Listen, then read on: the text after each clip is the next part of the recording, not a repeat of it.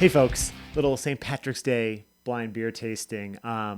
We have regular Guinness right here, and we have non-alcoholic Guinness. So Carrie came down and poured these. I don't know which one's which. There is a sticker on the bottom, which I just almost like was looking at the color and I was like, don't look at that one. It's the stickers on this one. So the way that they brew non-alcoholic Guinness, as I understand it, is they brew Guinness and then they just remove it. Science. So the heads look almost like they're identical. Color wise, same thing. There's like a reddish hue. You can't see that on camera, but like look at this. Identical. Let's get a nose on this one on the left. Big roasty chocolate character. I didn't see it, I swear to God. I'm gonna keep my hand like this.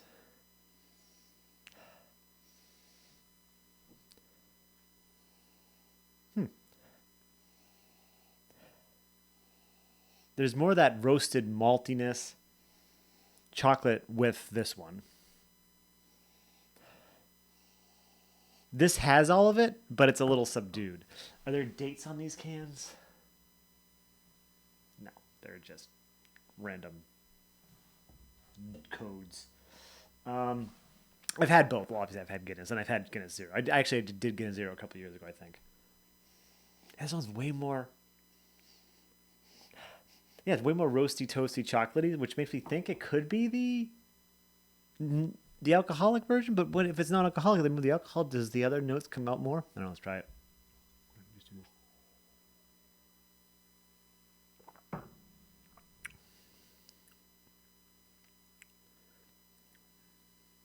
Okay.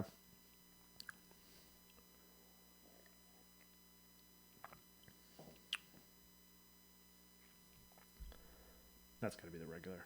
Hold on. If you're wondering why I'm covering it up, we have a monitor in front of us, so I can actually I could accidentally see the bottom of it.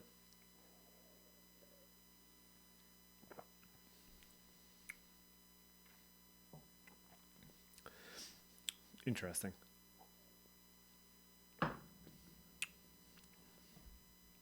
They're flipped. The nose on this one, like I said, is bigger here than this. Taste-wise, it's this. So, what do we get? When you get Guinness, you get that like chocolatey, super roasty toastiness from like the base stout.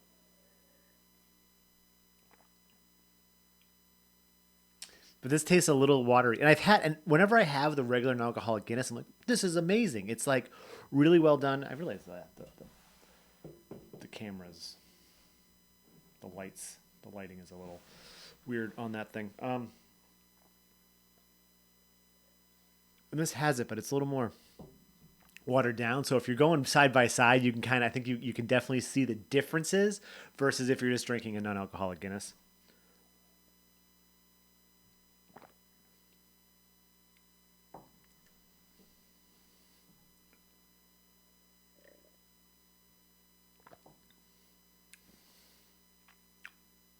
Yeah, this is just way more upfront with that like roasty, toasty, little bit of chocolate, maltiness, where this is just a little bit more subdued. So I'm going to say regular Guinness, non-alcoholic Guinness, so 4.1%, less than 0.5% ABV on this one.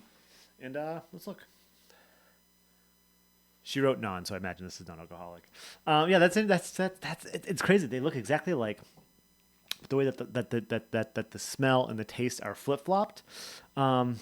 Yeah, at the end of the day, if you've had an alcoholic Guinness, you know it's close to the real thing. It's very close to the real thing. From a non-alcoholic beer standpoint, like if you're looking at like if we're talking like another beer that's similar, what's another non-alcoholic beer that has like its own, like the Stella. The Stella one Keith and I did had that extra like kind of tea thing. You kind of get to it a little bit, or the extra version of Stella, whatever that one was we did. It's interesting to kind of go. This is the most probably closest to the real thing I've had, and closest to from like a mass marketed non-alcoholic beer. It's probably one of the best out there, especially from a stout standpoint. Stouts are really tricky. In my experience, from a non-alcoholic stout, just in general, it doesn't have to be like something that's just the non-alcoholic version of a regular stout, but this is pretty close.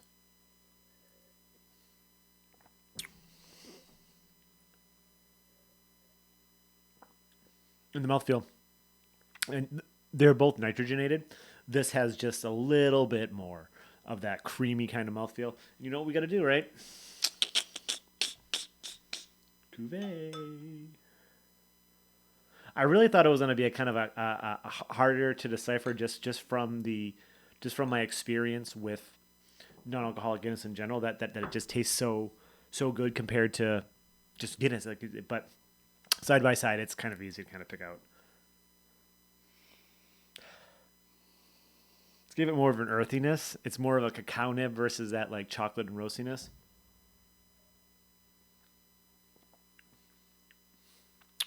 You know. It kind of took the creaminess of this and the creaminess, a little bit of the extra creaminess in this, a little bit of creaminess in this, kind of made like, it makes the mouth feel way better. It's like super creamy. It's fluffy, cloudy. Taste wise, it's like Guinness. This was a fun experiment. I would recommend if you want to try it, like if you've had regular non-alcoholic Guinness and you've had regular Guinness, I'm sure most people watching this have had regular Guinness. Give it a blind try. See what happens. But yeah, down in the comments, how do you think I did? Well, it was pretty easy to guess once you tasted it. On the nose, that was interesting. So maybe what I said earlier was like when you remove the alcohol, the other aspects kind of shoot forward from a smell perspective. But yeah, down in the comments. Have you done this? What do you think of it? What do you think of non-alcoholic Guinness? What's your favorite non-alcoholic beer? What's your favorite non-alcoholic stout? Any like really stellar non-alcoholic stouts? That's been really tough for me. Usually when you get a non-alcoholic stout, it's more like a brown ale, which isn't what I'm not mad at. Like there's a stout. Brabus I think makes a stout that's really good, but it's more. It tastes more like a brown ale. That nitrogen is really giving me gas. Nerdsense.net from there, Instagram, Facebook, Blue Sky. If those are your things, don't forget to like, comment, subscribe, notification bells.